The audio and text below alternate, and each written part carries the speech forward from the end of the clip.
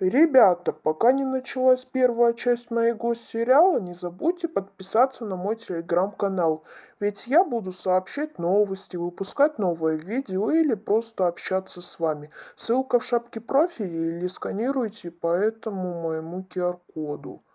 Но не буду тянуть время, а вы смотрите первую часть моего сериала.